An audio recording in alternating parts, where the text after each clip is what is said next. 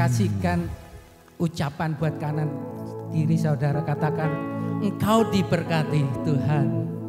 Engkau diberkati.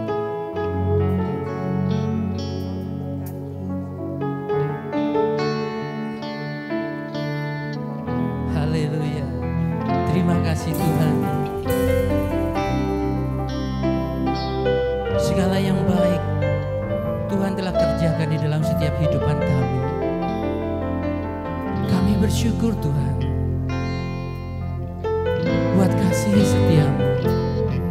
Engkau yang memimpin seluruh kehidupan kami, untuk kami boleh menjadi sesuai dengan kehendak dan rencana.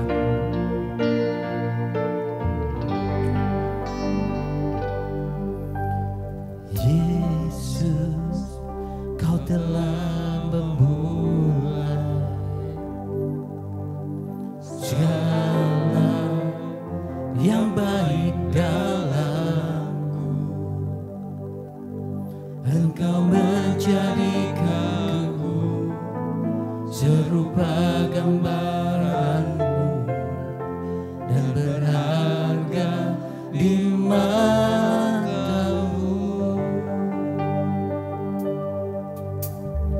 Yesus, Kau telah memulai karya yang mulia,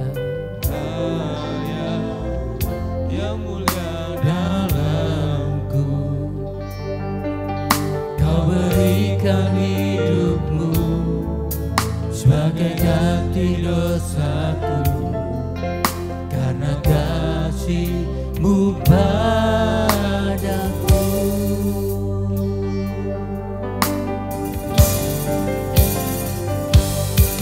Sekarang ku memuji-Mu, Allah yang setia, yang tak pernah meninggalkan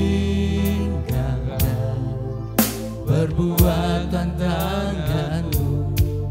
Sekarang ku menyembah-Mu, Allah yang mulia, sempurnakan segenap hidupku agar indah bagimu.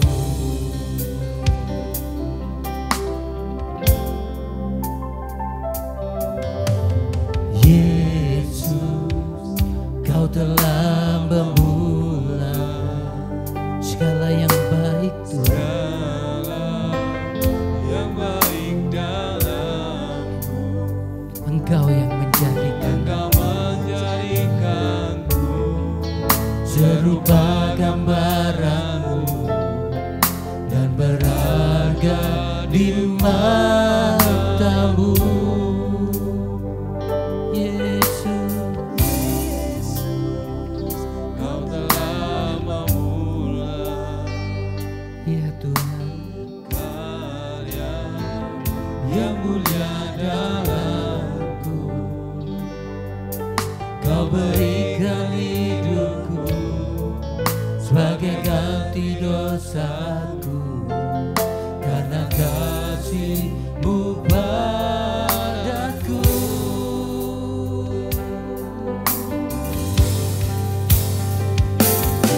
Sekarang ku memuji-Mu, Allah yang setia, yang tak pernah meninggalkan perbuatan tangan-Mu. Sekarang ku menyembah-Mu, Allah yang mulia, sempurnakan segenap hidupku agar indah bagimu. Sekarang ku Tuhan, sekarang ku memuji-Mu, Allah yang setia, yang tak pernah meninggalkan. Terima kasih Tuhan, perbuatan tangan-Mu.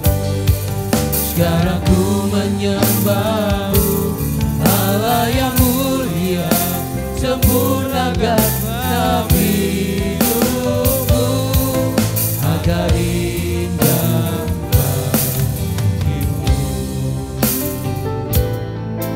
agar indah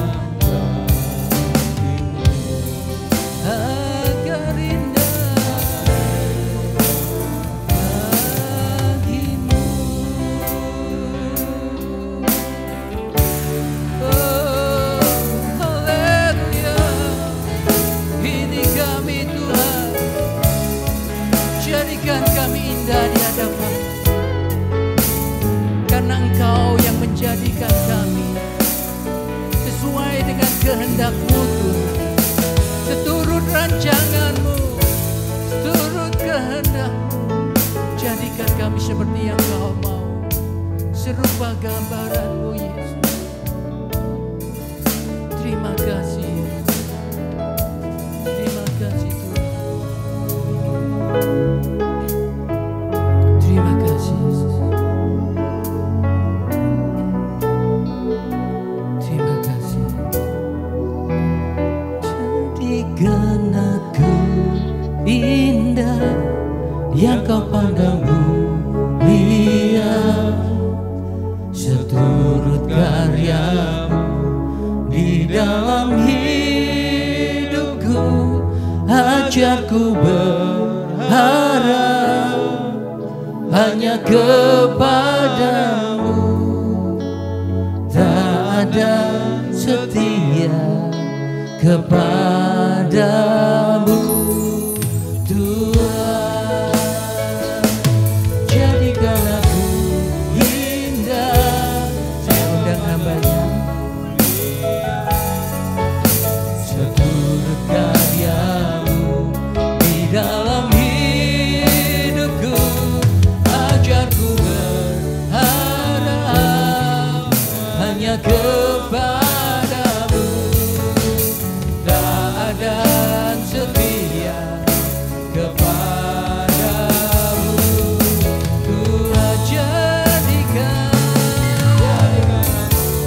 indah yang Kau pandang mulia, seturut karya-Mu di dalam hidupku.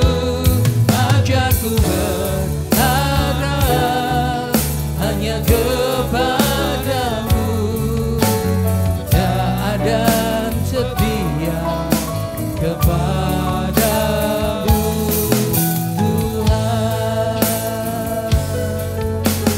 Tak ada setia, tak ada setia, tak ada setia kepadamu Tuhan. Ini pengakuan kami di hadapan-Mu sama seluruh jemaat-Mu Tuhan, untuk kami mau taat dan setia Tuhan. Karena itulah yang berkenan kepada Tuhan, dan hanya dengan ketaatan dan kesetiaan itulah kami bisa memahami kehendak Tuhan, dan kami boleh sampai kepada rencana Engkau yang Tuhan rancang untuk setiap kehidupan kami. Terima kasih untuk hari ini, Kau memberikan kami kesempatan, dan biarlah kesempatan ini tidak berlalu sia-sia, kedatangan kami tidak sia-sia, tapi kami boleh Tuhan diberkati ya Tuhan dengan kebenaran firman-Mu. Urapi hamba-Mu, urapi seluruh jemaat Tuhan dengan urapan yang sama, dan berikan kepada kami hati yang terbuka bagi kebenaran firman-Mu. Terpujilah Engkau Tuhan, kami mengucap syukur di dalam nama Yesus, kami sambut kebenaran firman-Mu. Haleluya. Amin, amin. Shalom, puji Tuhan, Bapak Ibu, saudara yang dikasihi Tuhan.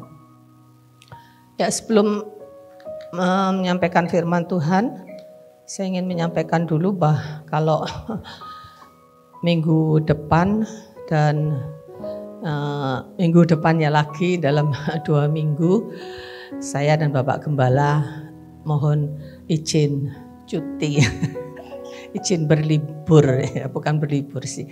Kami ada keperluan untuk ke Batam, ya, jadi selama hari Sabtu kami berangkat, jadi hari Minggu depan dan minggu berikutnya lagi. Ya, kenapa kok ke Batam? Ya itu karena ada alasannya, kadang ada urusannya. Mohon izin. Selama ini kami tidak pernah cuti. Ya anggap aja nih cutinya pendeta hari. Boleh cuti kan? boleh berlibur ya, boleh ya. Saya harap jemaat tetap setia, ada Manuel yang akan menghandle pelayanan ya. Setelah dari Batam itu, karena saya juga masih ada tanggal 25 sampai 24 sampai tanggal 27 saya lanjut ke Bengkulu, ada pelayanan wanita di sana. Bapak Gembala pulang, saya akan lanjut ke Bengkulu untuk ada pelayanan wanita di sana. Oke, pada pagi hari ini saya ingin mengajak kita belajar tentang komunikasi. Ya. Minggu lalu Bapak Gembala menyampaikan bahwa dia akan menyampaikan tentang komunikasi untuk minggu berikutnya. Tapi keduluan saya, ya 2 minggu sebelumnya saya sudah mempersiapkan tentang materi ini. Materi ini memang sebetulnya saya dapat dari seminar Hagai yang saya ikuti di tahun yang lalu di Lembang. Ya, ada banyak hal yang menjadi penting bagi kita untuk belajar tentang komunikasi. Nah, di seminar itu kami belajar komunikasi ini ada 3 atau 4 sesi, ya. Tapi saya hanya ambil poin-poin penting, ya, tidak semua yang disampaikan saya hanya mengambil rangkuman dan poin-poin yang penting tentang komunikasi. Tentang komunikasi ini penting, ya, di dalam kehidupan semua orang, ya. Karena apa? Karena manusia, coba tolong diklik kok enggak bisa ya. Ya, manusia itu sebagai makhluk sosial itu rata-rata menghabiskan waktunya sampai dengan 70% untuk berkomunikasi. Ya. Anak tuh mulai sejak umur berapa ya, setahun mungkin sudah bisa berbicara. Ya, anaknya Vanuel yang kedua nih, Viel ini, komunikasinya sudah kayak orang dewasa. Semua bahasa, semua kosakata dia paham, ya.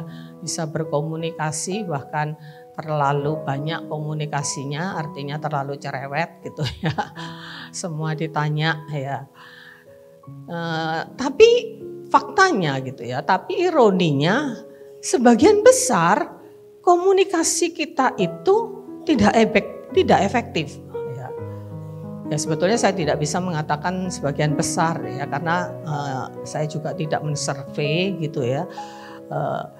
Tapi pastinya ada banyak komunikasi yang tidak efektif. Ngobrol, ngalor, ngidul, ngetan, ngulon, ya.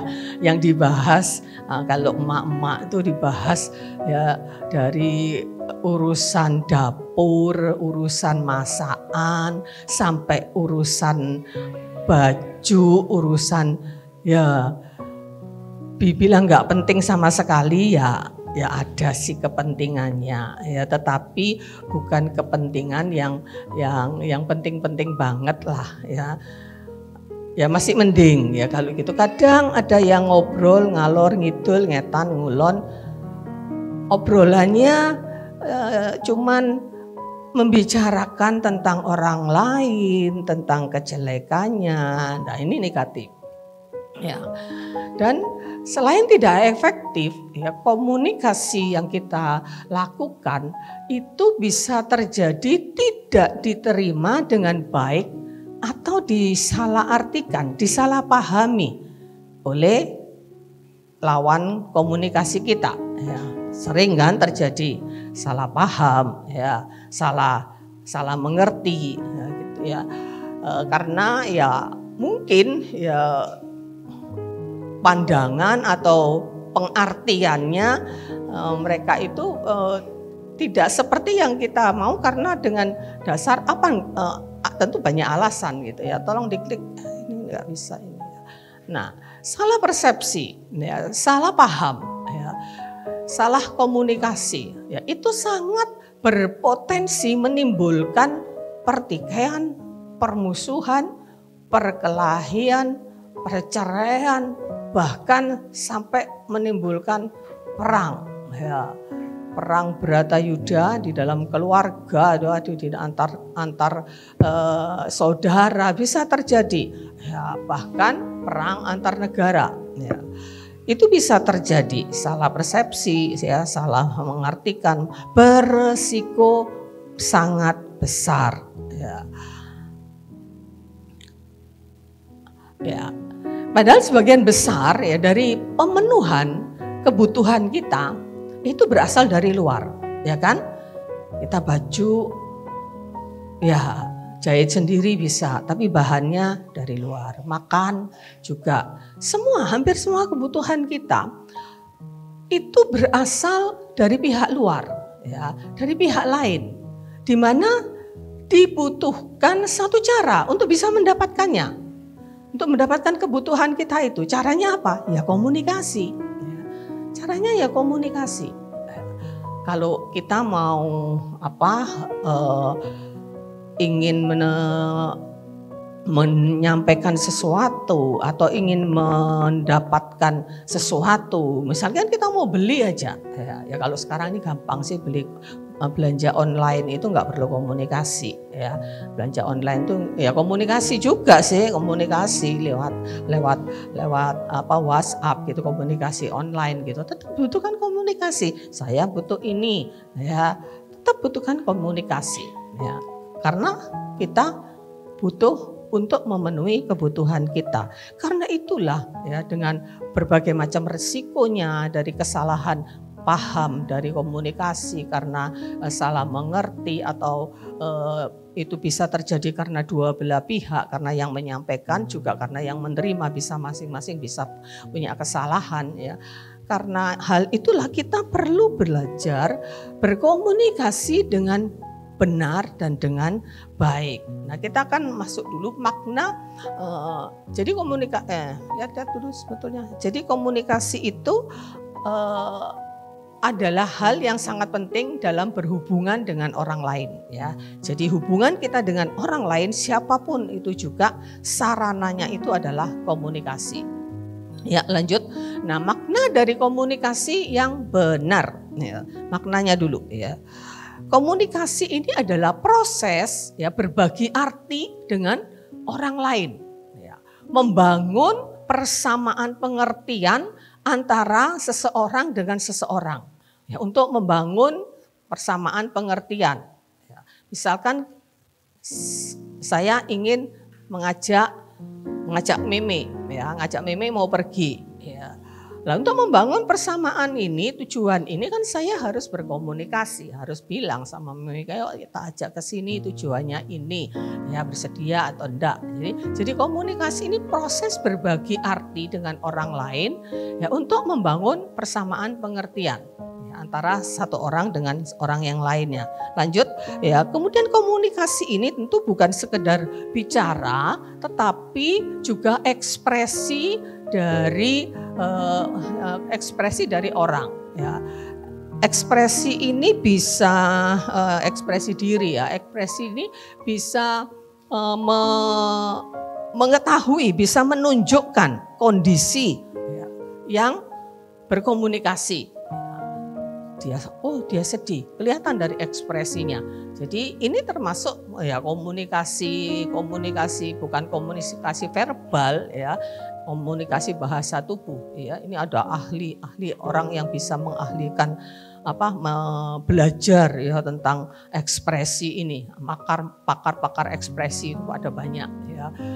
Dia sedang sedih, dia sedang marah, ya, dia sedang senang ya dan sebagainya. Ya, jadi itu makna komunikasi. Kemudian kita harus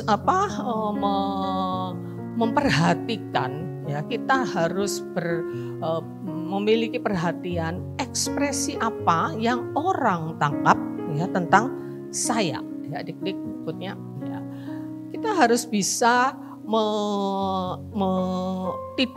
tidak semata-mata, tidak semena-mena kita meluapkan ekspresi kita. Misalkan kita marah ya, lalu ya kita tunjukkan ya kemarahan kita. Ya, tentu kita perlu dengan bijak ya, tidak perlu sampai seperti itu ya. Namun tanpa disengaja ya, orang yang mungkin sedih ya itu tidak bisa membohongi diri, dia tidak bisa berpura-pura ya senang dan itu bisa dibaca oleh orang lain ya. Ya lanjut ya. Komunikasi ini hanya akan efektif ya apabila pesan yang disampaikan itu ditafsirkan sama ya oleh penerima pesan. Ya, ditafsirkan sama. Ya. Jadi melalui komunikasi ini pikiran, sikap, perasaan seseorang itu bisa dipahami oleh pihak lain. Ya, kita tuh bukan Tuhan yang maha tahu ya isi hati orang ya. Itu perlu disampaikan ya, apa yang menjadi pemikiran kita, apa menjadi keinginan kita, dan komunikasi itu akan menjadi efektif bila yang diajak berkomunikasi itu bisa memahami, bisa menafsirkan dengan benar ya apa yang kita sampaikan ya, karena seringkali bisa terjadi ya, salah paham ya, dan penting karena itu nanti kita lihat di bagian berikutnya bagaimana ya cara kita berkomunikasi ya. Dan jadi melalui komunikasi ini pikiran ya, klik lanjutnya, pikiran, sikap dan perasaan seseorang itu dapat dipahami ya oleh pihak lain.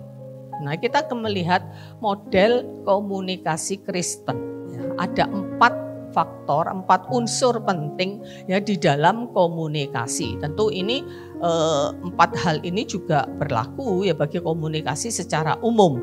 Namun di dalam kekristenan kita sebagai orang-orang percaya, kita sebagai warga kerajaan Allah ada penekanan-penekanan yang berbeda di 4 poin ini ya. Yang pertama kita lihat konten. Ya, konten ini isi ya. Nah, di era postmodern saat ini ya, komunikasi itu mungkin lebih banyak lewat media ya daripada tatap muka. Ya, minggu lalu kita dengar gimana Bapak Gembala menyampaikan juga ya bahwa era komunikasi ini membuat yang dekat jadi jauh, yang jauh jadi dekat. Karena orang lebih banyak berkomunikasi ya tidak dengan tatap muka, tetapi lebih banyak lewat media. Ya, saya sendiri juga kalau sudah Nike di kamar, saya di kamar, mau ngomong apa ya udah lewat WA, paling praktis sudah. Ya paling praktis memang sangat-sangat mendukung gitu ya. Tetapi tentu ada sisi-sisi negatifnya. Ya Bapak Gembala minggu lalu juga sudah menyinggung masalah ini. Nah, konten ini bisa tanpa batas ya, orang itu bisa ngomong apa saja ya, tidak ada yang melarang ya, tetapi tentu ada resikonya. Tetapi komunikasi orang percaya itu sesungguhnya harus berfokus kepada pemberitaan kabar baik, pemberitaan Injil dan memuliakan Tuhan.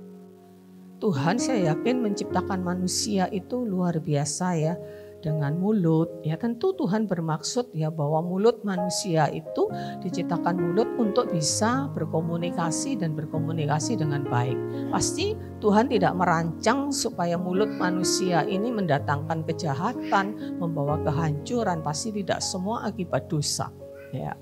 Dan Tuhan kasih mulut juga untuk menyampaikan kabar baik. Karena Tuhan memberikan amanat agung, Tuhan memberikan perintah, ya hendaklah kamu menjadi saksi di Yerusalem, Yudea, Samaria sampai ke Galilea. Bagaimana kita bersaksi? Ya selain lewat orang bisa melihat kehidupan kita, ya tentu yang lebih efektif adalah memberitakan Injil, menyampaikan kebenaran itu lewat komunikasi, lewat bicara, dan kita endingnya tetap memuliakan Tuhan, harus memuliakan Tuhan di dalam setiap komunikasi kita. Ya, jadi mari kita tanamkan hal ini, bahwa saya ini harus memberitakan Injil. Dengan adanya dunia media sosial saat ini itu menjadi sarana yang efektif ya untuk menyampaikan kabar baik. Ya mungkin kita bisa share ke sekarang ini kan saya yakin Bapak Ibu semua ini punya grup WhatsApp ya. Ada yang grup WhatsApp-nya di atas 10? Pasti ada ya, udah ada yang ngaku. Ayo, siapa yang grup WhatsApp-nya di atas 10 grup? Oh, Santi itu pasti banyak itu, senyum itu.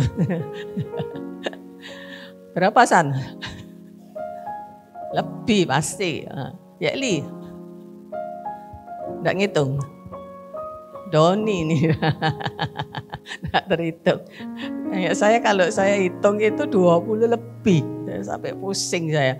Ada yang ngajak grup masuk grup lagi. Waduh, ya banyak. Ya, di jemaat ini aja grup jemaat, grup wanita, grupnya KDP, yang sekolah minggu saya sudah enggak ikut. Ya, aduh banyak banget.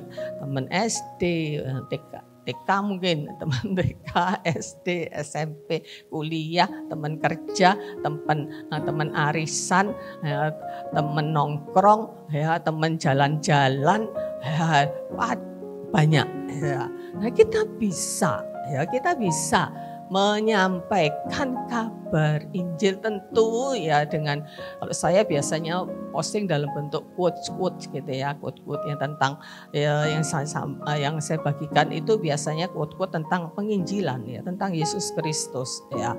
Entah direspon atau enggak terserah ya, tapi saya menyampaikan ya. Nah, itu yang ya tentang konten ya. Nah, di Matius 5 ayat yang ke-16 itu kan dituliskan bahwa demikianlah hendaknya terangmu itu bercahaya di depan orang supaya mereka melihat perbuatanmu, termasuk melihat komunikasi kita, konten kita, dan memuliakan Bapakmu yang di surga. Ini amanat ya yang Tuhan berikan kepada kita. Ya, jadi konten-kontennya, isinya itu harus hal-hal yang bermanfaat. Ya, bisa berupa teguran juga, tentu dengan cara ya, dan mungkin dengan orang-orang yang dekat dengan kita ya, dengan tujuan dan cara yang baik. Ya. Itu tentang konten ya. Saya yakin Bapak Ibu bisa pahami ya, konten apa itu jangan sembarangan mengposting sesuatu ya. Kontak sekarang yang kedua, kontak ini artinya lawan ya, lawan bicara kita ya, lawan teman komunikasi. Perlu kita memahami orang yang kita ajak berkomunikasi, latar belakangnya, karakternya ya, pekerjaannya, kemudian pekerjaannya, kebutuhannya, ya, supaya komunikasinya menjadi efektif. Ya. Jangan orang mengajak kita berkomunikasi, ya ngobrol, ya tanya, ya soal kebutuhannya, misalkan soal penyakitnya atau soal apanya. Kita ngobrolnya tentang yang lain, kita nanyanya tentang hal-hal yang lain yang tidak ada sangkut pautnya.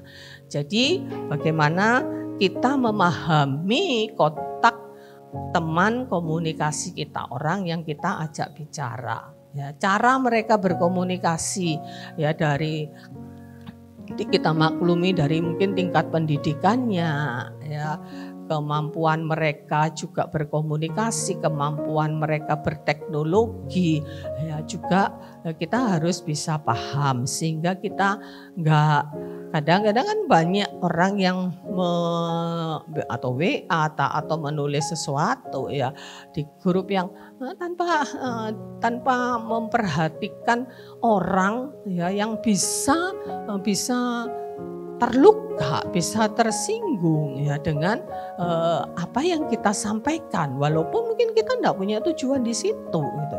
Tetapi itu sangat-sangat mungkin terjadi. Ya, karena komunikasi ini sesungguhnya itu dua arah.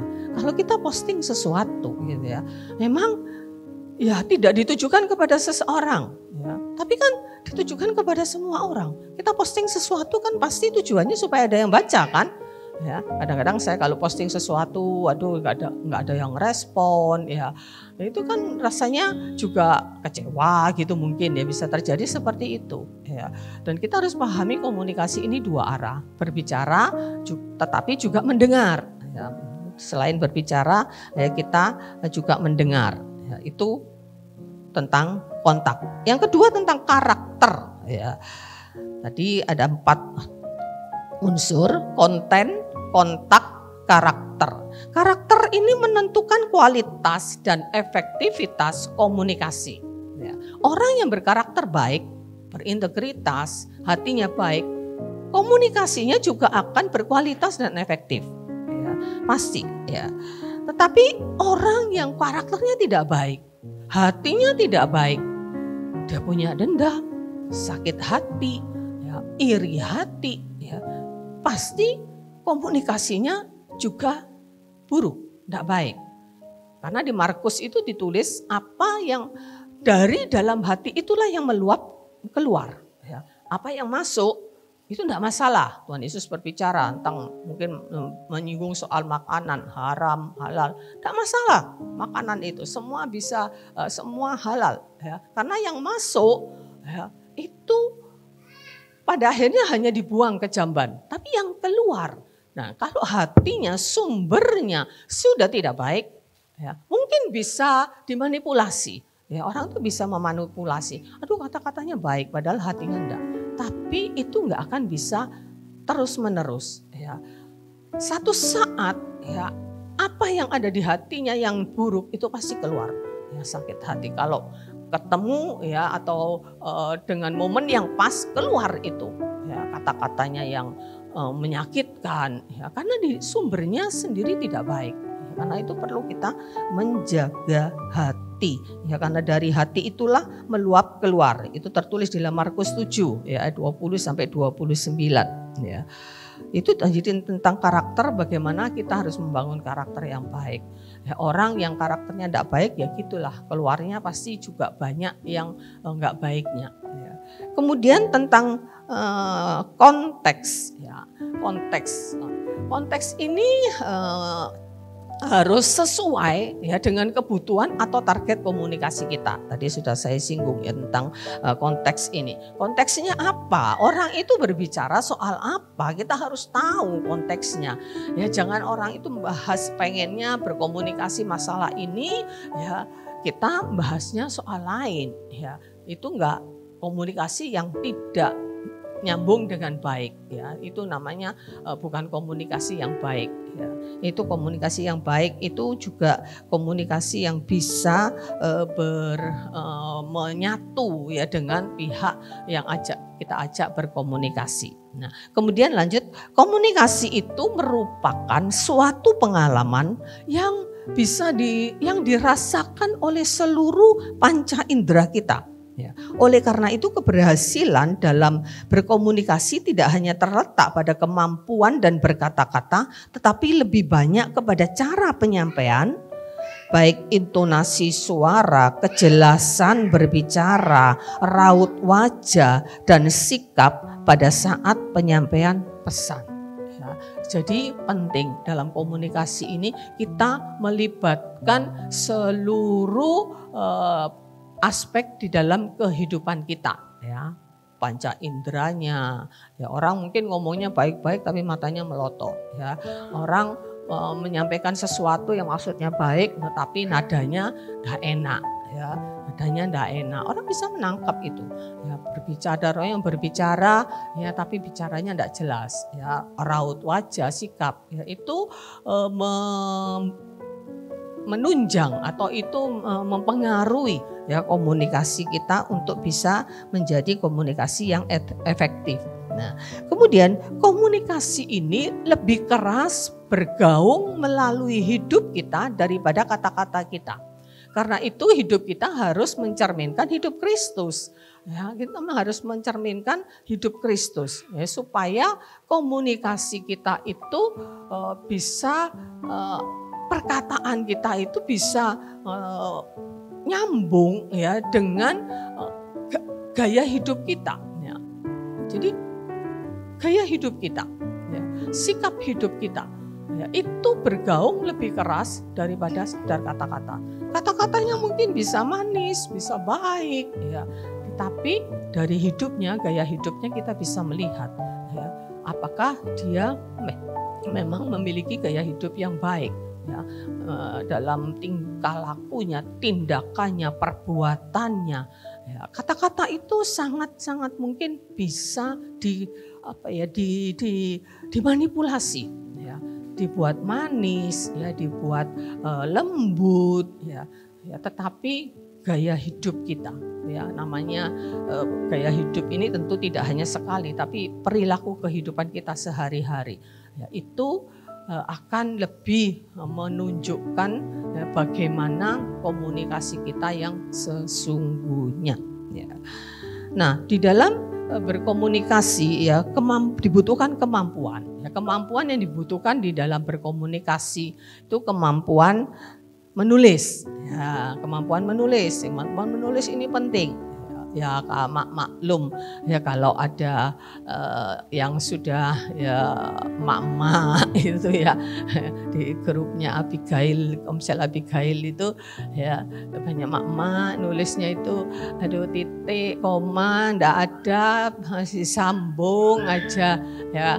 Kadang nulisnya ya salah-salah pencet ya. Nah, itu bisa terjadi, tapi kita harus belajar gitu ya. Saya kalau mau kirim chat gitu, selalu saya baca ulang gitu ya. Itu aja kadang-kadang masih miss. Untungnya sekarang di fasilitas WhatsApp itu ada fasilitas edit ya. Jadi bisa diedit ya, diedit kalau ada salah gitu. Jadi selalu saya baca ulang ya sebelum diupload ya. Mampu bertata bahasa dengan baik. Ya. Nah, ini memang harus belajar. Kadang-kadang saya heran ya anak-anak muda ya itu kan yang sekolah sampai tingkat SMA perguruan tinggi kan diajari tata bahasa. Ya, ada koma, ada titik, ada tanda tanya. Ada teman saya tuh kalau sudah WhatsApp itu bingung sudah bacanya tuh. Ada titik, ada koma, nyambung terus. Ya, ini kalimat berita apa kalimat tanya? Ya, kalau misalkan nulis sudah berangkat, ini kan bisa dia nih lupa kasih tanda tanya, ini nanya sudah berangkat apa belum, apa kasih tahu. Ya kan kalau gak ada tanda bacanya tuh susah gitu loh. Jadi belajar Bapak Ibu semua, kalau nulis itu ada titik, ada komanya itu disambung terus. Itu orang Jawa bilang posang yang baca, bingung ini opo maksudnya. Ya. Ini di slide-nya puji-pujian ini juga nanti saya akan kumpulkan mereka yang tugas di LCD itu ya, karena kadang gitu nggak nyambungnya nggak pas ya, nyambungnya nggak apa, kata ada lagu tadi itu yang habis itu dipotong, padahal yang itu kan harusnya ada lanjutannya. Saya tuh paling perhatian gitu dengan hal-hal seperti ini gitu ya. Ya. Nanti saya kumpulkan itu yang tugas-tugas LCD itu, nanti saya kasih tahu cara. Padahal sudah saya kasih tahu cara memenggalnya, katanya, kalimatnya gitu. Kadang nyanyi itu kan orang nyanyi sampai di sini yang putus nyambungannya belum baru diklik, ya kan susah ya. Kemampuan untuk membaca. Ya, kalau kemampuan membaca ini mungkin lebih mudah, tapi kemampuan bertata bahasa ini mungkin lebih sulit. Ya berbelajar Bapak Ibu, ya, supaya komunikasi kita itu efektif. Ya, kadang-kadang kalau sudah tidak efektif gitu, buang energi, buang waktu nanya lagi maksudnya apa, ya ini apa. Coba kalau sekali bahasanya baik, ya kan langsung bisa dimengerti. Ya, kemarin ini ada di grup mungkin yang tergabung di grup wanita wilayah 4 mungkin tahu ya. Ya, ada tante kasih forward tentang, tapi kan saya tidak perhatikan itu HP saya, maksudnya intinya HP-nya itu dihack ya. Sekarang ya ini HP-nya sudah maksudnya HP-nya dihack, gimana lah persisnya, terus di bawahnya tulis kalau ada perlu apa ya bisa hubungi suami saya. Saya nih kaget, suaminya sudah meninggal. Suaminya sudah almarhum.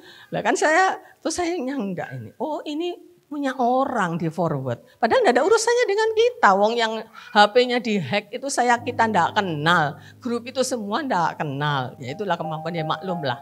Ya maklum sudah emak-emak. Ya, emak-emak. Ya guyon saya tanyai, "Loh Tante, Oh masih bawa HP, masih bisa dihubungi, sudah almarhum sekian tahun yang lalu gitu. Ya ternyata itu forward, nggak ngerti apa maksudnya. Ya, jadi mari kita belajar ya kemampuan membaca. Ini kalau lewat medsos ya, kemampuan berbicara juga. Ya, belajar bahasa yang benar. Ya, yang kemudian kita kemampuan untuk mendengar. Ya, mendengar ini elemen yang mungkin sering dilupakan ya, karena ada banyak orang lebih suka berbicara daripada mendengar ya. Dan mendengar ini tentu tidak hanya menangkap suara dan bunyi, tetapi juga memahami. Sekali lagi tadi di dalam hal konteks, memahami emosi, perbedaan budaya, perbedaan latar belakang, ya perbedaan generasi, ya itu harus kita pahami.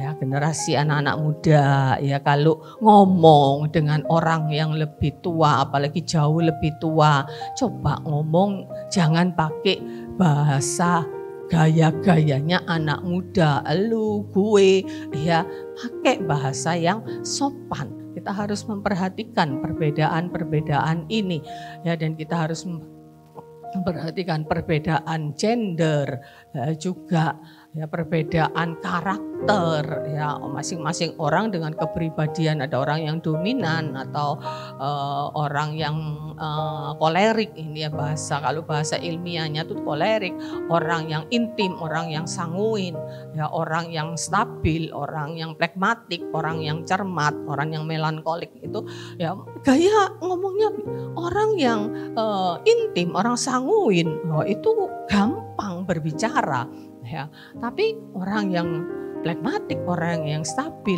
ya itu kalau enggak diajak ngomong, enggak ngomong, ya diem. Ya, perbedaan karakter ini kita harus pahami. Memang kita enggak mungkin ya menyelidiki ini orang pragmatik apa orang sanguin ya enggak mungkin. Tapi kan kita dari kehidupan sehari-hari biasanya bisa nampak itu kepribadian seseorang itu. Ya, kita harus belajar juga menggunakan teknologi dengan benar, karena lebih banyak, sekali lagi saat ini lebih banyak komunikasi lewat media sosial ya, komunikasi lewat media sosial, lewat gadget, lewat apapun itulah sekarang itu. Aduh banyak, saya nggak ngikuti, saya cuman paling IG, Facebook ya, TikTok aja nggak main TikTok ya, nggak main Twitter, nggak main apa yang lainnya ya, Facebook aja sudah nggak, jarang, paling senangnya lihat-lihat punya orang aja ya. Nah bagaimana kita bisa memahami teknologi itu ya, nggak harus sampai segitunya gitu ya, tapi paling enggak kalau belajar untuk berkomunikasi ya, yang emak-emak paling enggak bisa berkomunikasi lewat WhatsApp ya. Kalau saya rasa kalau WhatsApp itu orang oma-oma sudah 80 tahun aja bisa kok ya, tapi belajar dengan baik itu yang harus kita pelajari. Nah yang penting juga bahwa di dalam berkomunikasi itu melalui media sosial. Ini saya ingin singgung sedikit ya cukup ya, banyak hal yang penting kita perhatikan. Komunikasi lewat media sosial ya, harus sangat-sangat memperhatikan banyak hal ya. Apa yang kita unggah ya ke media sosial itu harus kita pahami. Itu menjadi konsumsi publik ya.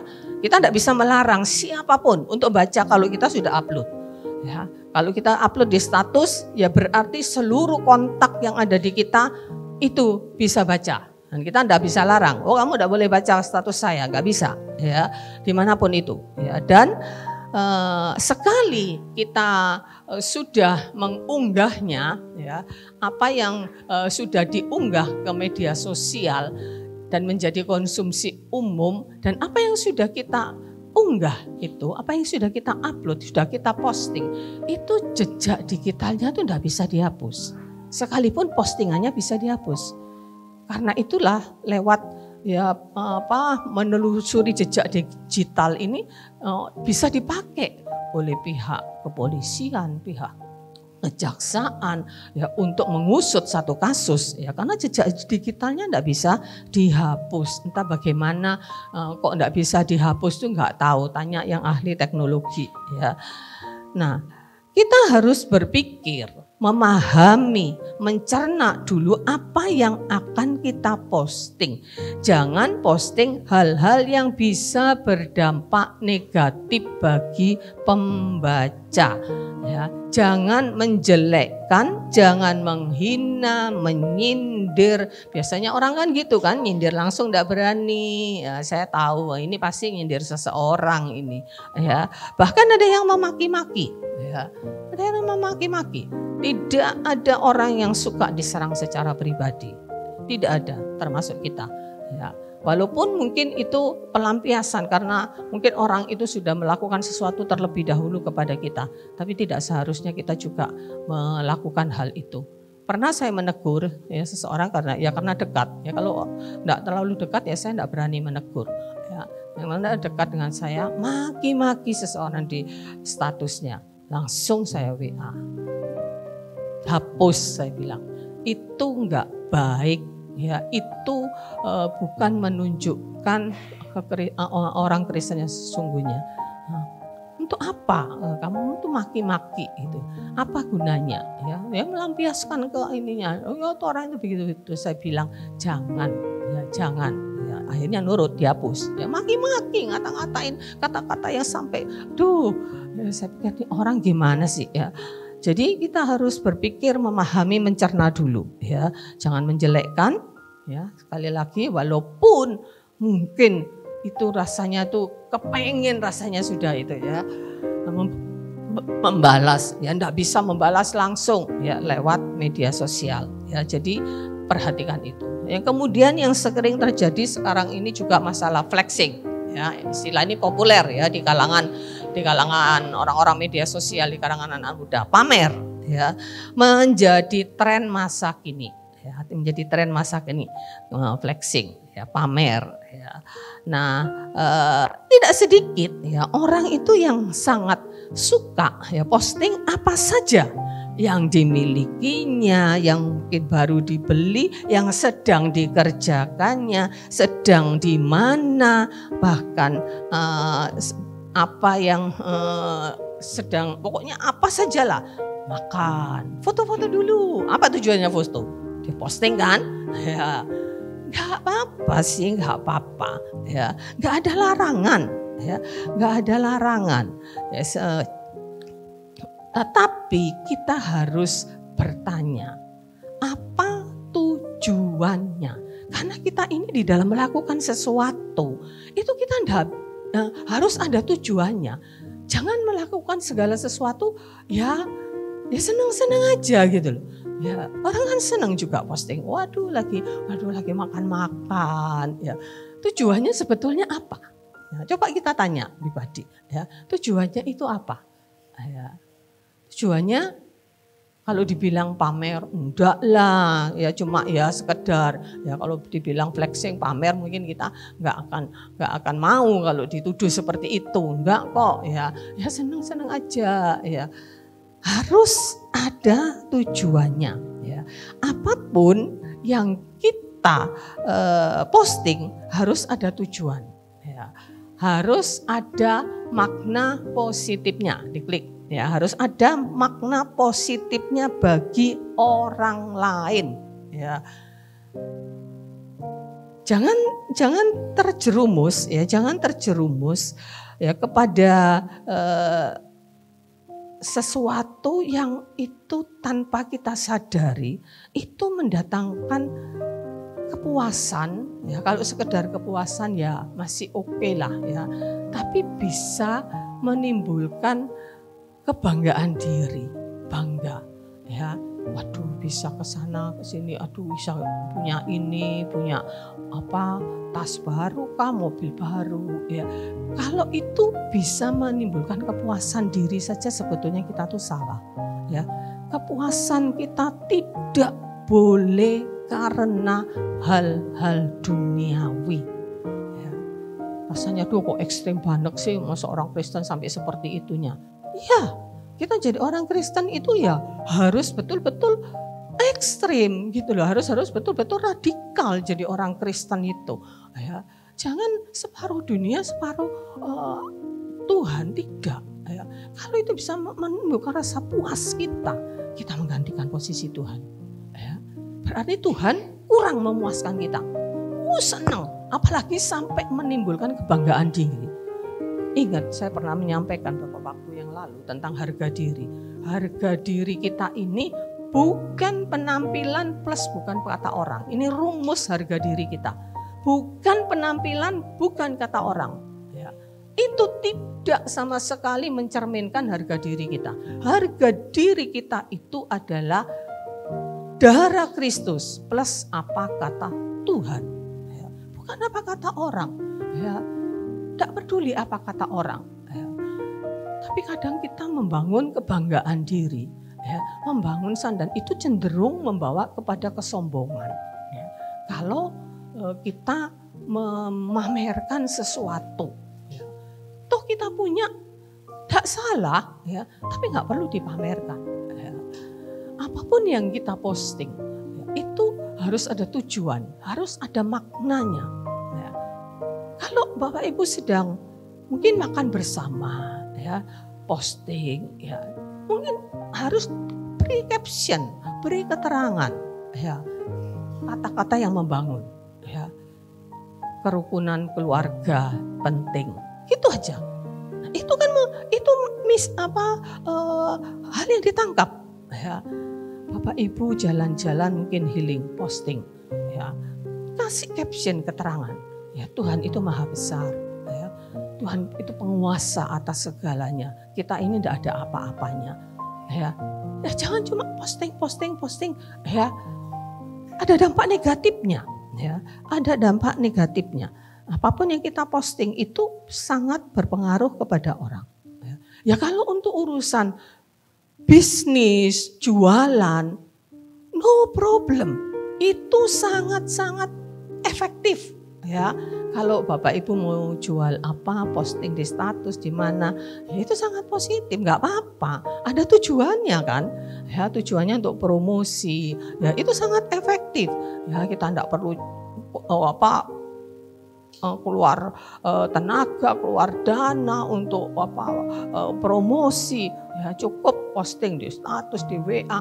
Ya, itu bisa kalau untuk sarana itu okay. Ya, no problem. Ya. Tapi kalau tidak, ya, posting lagi healing, ya, lalu yang baca itu tidak pernah bisa jalan-jalan. Bayangkan, ya, betapa dia kepengennya. Posting makanan, saya itu kadang kalau ngelihat orang posting makanan itu bisa kepengen loh, bener. Ya, apalagi kalau makanan kesukaan saya gitu. Nah, kemarin tuh ada ibu-ibu yang dari PWPS wanita tuh yang mereka lagi pelayanan ke Sumatera juga yang di jalur itu memang banyak area pertambahan yang diposting kepiting ya, karena saya pernah ke sana dulu juga disuguhi kepiting. Aduh, ini karena saya doyanannya kepiting. Nah, itu kan bisa menimbulkan orang itu kepengen gitu loh, tapi enggak bisa. Ya, enggak bisa. Ya, enggak bisa dimakan. Cuma bisa dilihat, cuma bisa ngelus dodo. Dok kapan ya gitu. Dan itu kan menimbulkan sesuatu di hati orang kan gitu kan. Kasihan gitu loh Bapak Ibu. Ya, jadi kalau mau posting sesuatu, no problem asal ada tujuan positif. Ya, kalau mau posting makanan-makanan begitu, ya tulislah caption. Oh, daerah ini luar biasa, diberkati Tuhan. Ya, ada banyak gereja-gereja di sini, ya, hamba-hamba Tuhan juga yang melakukan usaha ini dan Tuhan memberkati. Ya, ini hasilnya, nggak apa-apa gitu loh. Ya, jangan cuma posting-posting ya tanpa caption. Saya nggak pernah posting pasang status apapun kecuali quote-quote yang biasanya isinya firman Tuhan yang saya posting. Ya. Jadi Bapak Ibu penting ya untuk kita perhatikan ini, dan tidak semua berita itu benar ya, bahkan banyak hoaknya ya. Jangan selalu meneruskan berita secara langsung tanpa adanya check and recheck. Jangan ikut-ikut menjadi sumber berita bohong. Ya ini banyak sekali. Oh dapat ini bagus nih, share. Ya kalau untuk sesuatu yang misalkan untuk kesehatan ya ada apalah olahraga tah. Nah, walaupun itu mungkin tidak benar, itu masih tidak beresiko gitu ya, tidak beresiko. Ada yang waduh olahraga 7 menit sehari, gini itu ya saya ikuti aja ya, atau tidak ada resiko negatifnya gitu loh ya. Nah, tetapi ada hal-hal yang banyak hoax yang itu tidak baik ya, dan itu menyebarkan, kita ikut menjadi sumber berita bohong.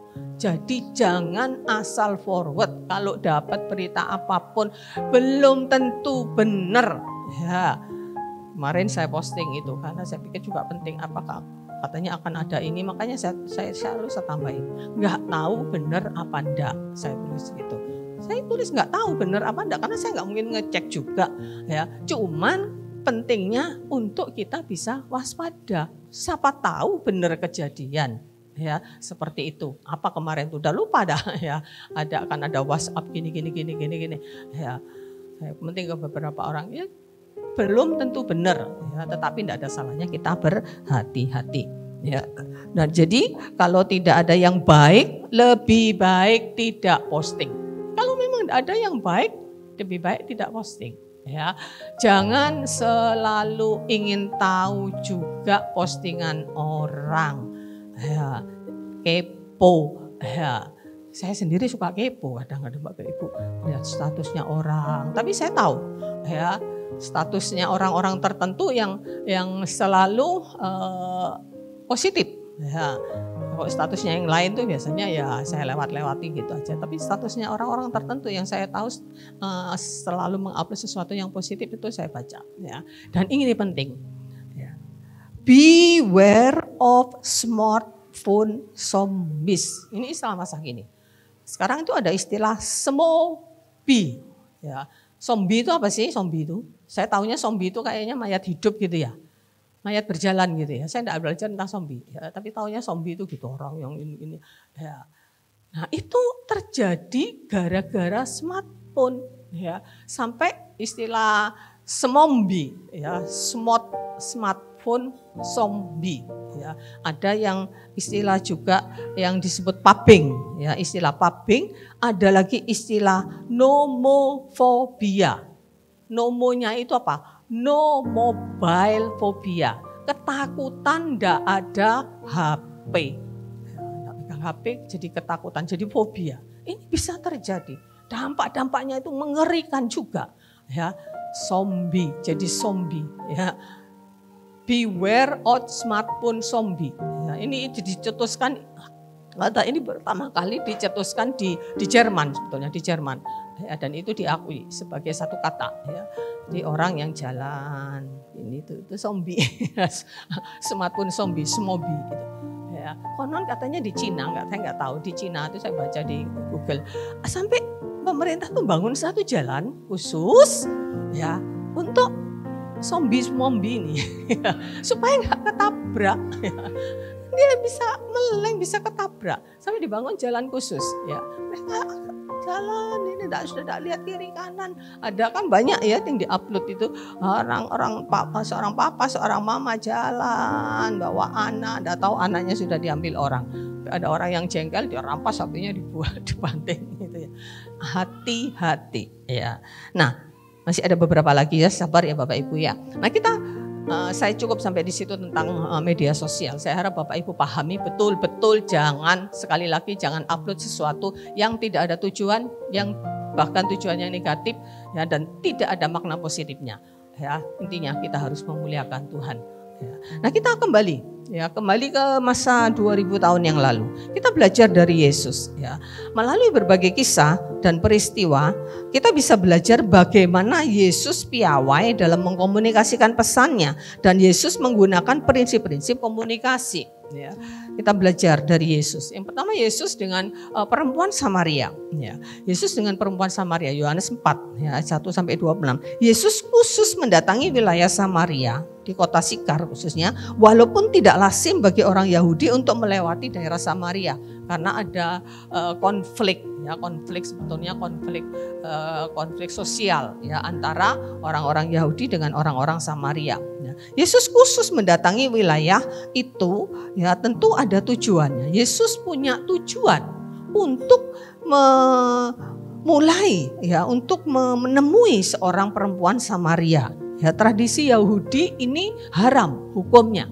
Seorang laki-laki Yahudi bercakap-cakap dengan seorang perempuan lain ya yang bukan muhrimnya ya, dan Yesus melakukan itu. Bukan Yesus melanggar adat, melanggar tradisi, tetapi Yesus punya tujuan untuk melakukan komunikasi dengan perempuan Samaria, dan Yesus membangun komunikasi itu ya. Dia tahu ya konteks yang dia akan komunikasi, ini perempuan berdosa.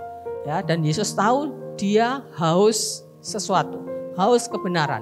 Dia datang ke sumur Yakub memang untuk menimba air, untuk keperluan memenuhi kebutuhan tubuhnya, haus tubuhnya. Tapi Yesus tahu dia punya kebutuhan yang lain, ya. Dan Yesus memakai gaya komunikasinya dengan meminta air.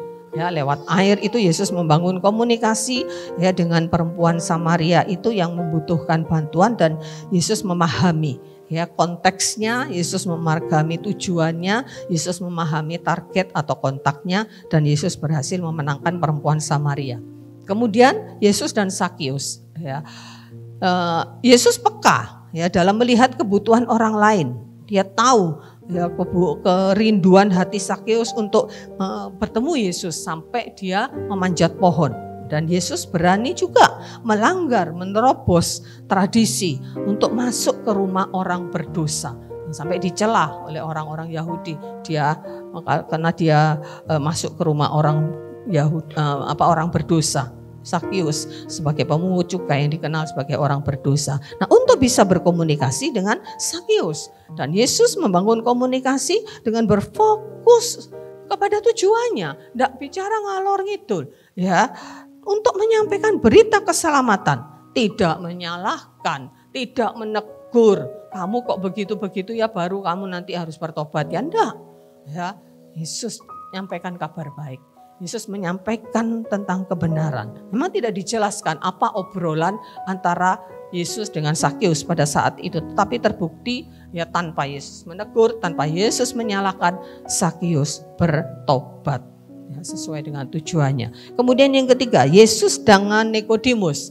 Ya, Yesus menunjukkan kemampuannya ya di dalam berdiskusi dengan Nikodemus. Ini seorang pintar, orang ahli Taurat. Ya, dia pintar ya, dan Yesus mampu untuk bisa berdiskusi. Yesus dengan gigih ya menyampaikan pesan tentang keselamatan ya, dan Yesus memilih waktu yang tepat untuk berdiskusi dan menyediakan waktu di malam hari ya, sekalipun ya dia pasti lelah setelah seharian mengajar. Yesus mampu berdiskusi tingkat tinggi ya dengan Nikodemus. Ya, Nikodemus ya berbicara, Yesus berbicara tentang kelahiran baru. Ini komunikasi yang tingkat tinggi ya. Dan Yesus mampu ya sampai membuat Nikodemus bisa mengerti. Ya. Nah, kemudian yang terakhir kita melihat dampak daripada komunikasi Yesus. Ini yang harus menjadi teladan bagi kita. Apa dampak daripada komunikasi kita? Apa dampak dari postingan-postingan kita? Apa dampak dari chat-chat yang kita buat? Ya, Yesus, ya, dampak dari komunikasi Yesus mendatangkan sukacita. Ini harus kita perhatikan. Kita harus mendatangkan sukacita pada orang lain. Jangan membuat orang lain nelongso. Aduh, kok enak ya orang itu ya. Ya, kita harus memberikan sukacita. Ya, kita harus membangun ya keberanian. Ya, seperti perempuan Samaria ini. Nah, dia kemudian berani memberitakan Injil, padahal sebelumnya dia sangat menutup diri, sampai mengambil air pun dia harus di siang bolong di tengah-tengah teriknya matahari. Ya, karena takut ketahuan banyak orang. Dan dampak dari komunikasi Yesus yang pasti membuat perubahan. Duh, alangkah berbahagianya jika kita bisa membuat perubahan kepada seseorang ya lewat komunikasi kita, entah verbal, entah non-verbal. Ya, saya punya teman dulu, teman SD, SMP di sini. Ya, ya setia dulu, zaman SMP itu dulu sudah ikut paduan suara. Ya, zamannya Kosyong, Ci Esther itu yang Kosyong yang mimpin paduan suara. Tapi setelah lama kok enggak kehilangan kontak di SMA di Surabaya, tahu-tahu saya tahunya dia sudah jadi muslim. Ya, sudah berhijab. Ketika papanya meninggal karena semua keluarganya di sini dimakamkan di sini, ya dia tetap berhijab. Kemudian setelah suaminya meninggal, mungkin dia lebih bebas, saya mulai masukkan. Saya ingatkan dia tentang kasih Tuhan. Ya, saya ingatkan dia tentang kekristenan. Ya, saya ingatkan dia tentang Yesus Kristus. Puji Tuhan, hari ini dia kembali kepada Tuhan. Saya tanya gimana anak-anakmu? Awal-awalnya dia bilang dia belum berani. Jadi dia masih kalau keluar masih berhijab. Ya, pernah kita reunian dia juga masih berhijab. Tapi kemudian dia berani menyatakan. Ketika teman-teman tahu bahwa dia Muslim memberikan selamat ketika hari raya atau apa, dia berani mengatakan, saya jemaatnya itu tuh dia awal-awalnya itu dia belum berani ke gereja, ya dia ikut Debbie Basir itu ya, ikut Debbie Basir, saya jemaatnya Debbie Basir. Waduh, puji Tuhan dia boleh berani membuka. Ya, jadi mari kita bisa berusaha untuk membuat perubahan. Itu aja saya senang luar biasa ya. Dan kita harus bisa menambahkan pengertian tentang kebenaran. Kemarin saya posting sesuatu tentang bahwa Yesus Kristus itu mati once for all, satu kali untuk selama-lamanya. Ya, ada teman yang tanya berdiskusi sampai hampir seharian kemarin itu. Ya, saya sampaikan ya, kebenaran. Ya, membawa memenuhi kebutuhan, menjawab kebutuhan. Ya, jadi itu yang harus menjadi fokus kita di dalam kita berkomunikasi lewat media sosial. Ya. Nah, bagian terakhir menutup bahwa dunia saat ini ya menjadi bising ya karena setiap orang ingin bicara, setiap orang ingin didengar. Nah, bagaimana kita bisa menjadi komunikator yang efektif adalah ketika kita menjadi apa adanya ya. Berbahasa dengan benar, dengan sopan, beretika, tahu kapan harus berbicara, kapan harus diam dan belajar mendengar. Dan kita sekali lagi yang penting tujuan dan makna daripada komunikasi kita khususnya lewat media sosial. Jadi sekali lagi saya sekedar menyarankan, saya tidak bisa mengontrol, tidak bisa melarang ya Bapak Ibu posting sesuatu. Tapi saran saya setiap postingan kita harus ada tujuannya. Tujuannya untuk bisnis, untuk memberikan informasi is okay. Ya, tapi selain itu kalau memang ada sesuatu yang kita ingin posting, kasih caption lah, kasih keterangan apa tujuan kita. Ya, yang fokusnya memuliakan Tuhan, memberitakan Injil tentang Kristus karena kita adalah saksi-saksi Kristus. Ayat terakhir kita baca Amsal 25 ayat yang ke-11, perkataan yang diucapkan tepat pada waktunya adalah seperti buah apel emas di pinggan perak. Jadi perkataan yang diucapkan tepat pada waktunya, ya, tepat pada kondisinya, tepat pada konteksnya, ya akan menjadi seperti buah apel emas di pinggan perak. Ini sesuatu yang sangat-sangat berharga. Ini bahasa kiasan ya, tapi sesuatu yang sangat berharga, bernilai, bermanfaat, berguna buat orang lain. Kita bisa menyelamatkan orang lewat apa yang kita lakukan. Mengabarkan Injil, menobatkan orang tidak gampang. Ya, tapi dengan kita postingkan sesuatu, tidak ada orang yang bisa melarang kita. Ya, saya kalau posting itu selalu mengatakan keyakinan saya seperti ini. Oh ya, satu lagi Bapak Ibu kalau menyampaikan sesuatu kepada, pakailah kalimat-kalimat yang positif. Ya, kalimat-kalimat. Contohnya begini, kalimat itu kan dalam tata bahasa kan ada kalimat negatif, ada kalimat positif. Contohnya kalau saya misalkan tanya kepada jemaat gitu ya tentang sakit gitu. Saya pakai bahasa yang positif ya. Sudah sehat kan? Ya, itu lebih positif daripada ya kamu masih sakit ya.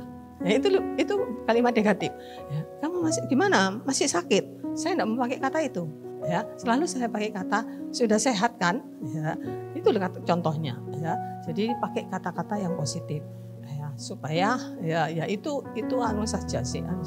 Bahkan di lagu-lagu pun saya kadang ada lagu-lagu yang kan kalimatnya negatif, seperti contoh lagu bimbinglah daku ya Yesus di sepanjang jalan hidupmu, itu ya. Tanpa Yesus di sisiku, ya, tanpa Yesus membimbing, tanpa Yesus menopang kuku kan jatuh. Itu saya pikir, aduh kok negatif ya. Kalau saya nyanyi lebih suka yang dengan Yesus di sisiku, dengan Yesus membimbingku, dengan Yesus menopang kuku tak jatuh. Saya lebih suka pakai kata-kata yang hal-hal yang positif. Jadi kadang-kadang lagu-lagu itu saya rubah-rubah sendiri, ya, dengan keyakinan seperti itu. Jadi penting bagi kita untuk menjadi berkat, ya, bagi banyak orang. Amin, puji Tuhan. Mungkin agak panjang dikit, nggak apa-apa ya.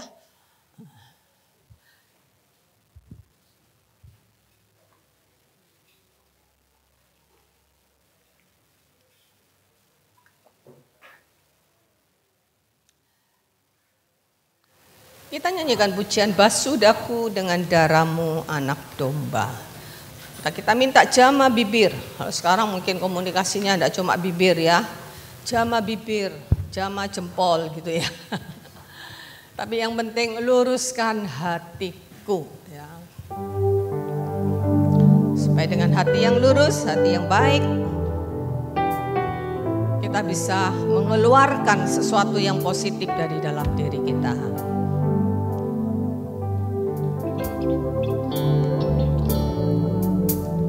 Basuh aku di dalam darahmu anak domba. Hari kita minta Tuhan jamah bibir dan meluruskan hati kita. Jamah bibir, luruskan hatiku dengan rohmu. Kita melihat merindukan kemuliaan Tuhan dinyatakan. Rindu kemuliaan Tuhan. Supaya lewat apa? Lewat komunikasi kita bisa memuliakan Tuhan. Segala Jadikan ku hamba setia kepadamu.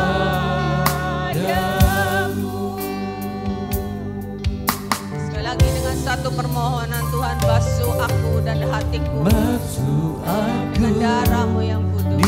Sucikan hatiku Tuhan.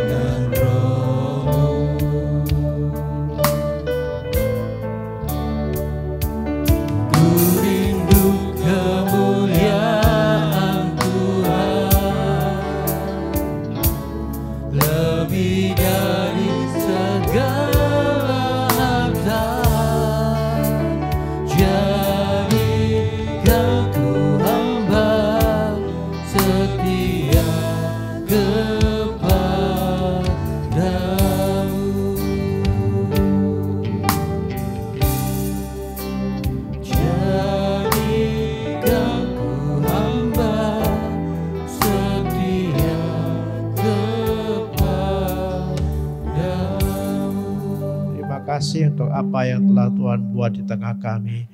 Terima kasih ya Tuhan untuk penyertaan-Mu hari-hari mendatang. Itu sebabnya kami boleh menyerahkan diri kami sekali lagi dalam tangan-Mu dan seluruh keluarga kami. Apapun yang hendak kami lakukan, Tuhan berkati kami dan urapi kami. Tolong mereka yang tidak bersama kami, yang sakit, yang mengalami masalah dalam keluarga, depan ekonomi mereka. Berkatilah ya Tuhan, berkati seluruh keluarga kami. Dan apapun yang kami kerjakan ya Tuhan, kami percayakan semua dalam tangan-Mu. Terima kasih untuk semua yang Tuhan akan lakukan dalam hidup kami. Kami persembahkan ya Tuhan hidup kami sekali lagi dalam tangan-Mu. Dan biarlah Engkau menerima persembahan kami yang kami naikkan di dalam satu nama yang terhormat. Nama Yesus Tuhan dan Juru Selamat kami. Bapa kami yang di surga, dikuduskanlah namamu. Datanglah kerajaan-Mu, jadilah kehendak-Mu di bumi seperti di surga. Berikanlah kami pada hari ini makan kami yang secukupnya, dan ampunilah kami akan kesalahan kami, bagaimana kami juga mengampuni orang yang bersalah kepada kami. Dan jangan bawa kami ke dalam pencobaan, tetapi lepaskanlah kami dari yang jahat, karena Engkau-lah yang punya kerajaan, kuasa, dan kemuliaan sampai selama-lamanya. Amin. Sekarang jemaat yang dikasihi Tuhan, turunlah atasmu semua berkat dari Allah Bapa itu, akan melakukan segala yang terbaik dalam hidupmu. Dan Yesus Kristus dengan kasih dan damai sejahteranya menyertai saudara. Roh Kudus memimpin, mengurapi, memakai saudara sekalian menjadi berkat dimanapun kau ada. Dalam nama Yesus Kristus. Amin. Warta Jemaat.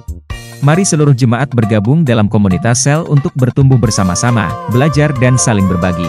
Untuk penempatan komsel dapat menghubungi Bapak Gembala.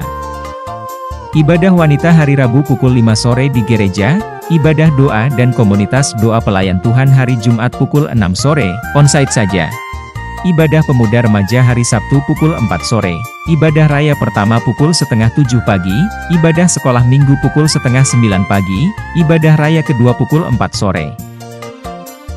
Selamat ulang tahun kepada jemaat yang berulang tahun dalam minggu ini, kiranya Tuhan memberi kesehatan, kedewasaan rohani, berkat dan damai sejahtera. Mohon dukungan doa untuk camp anak yang akan dilaksanakan pada tanggal 25 sampai 27 Juni di Pacet. Pendalaman Alkitab yang selanjutnya akan diadakan minggu depan, hari dan waktu akan diumumkan di grup WhatsApp. Tuhan Yesus memberkati.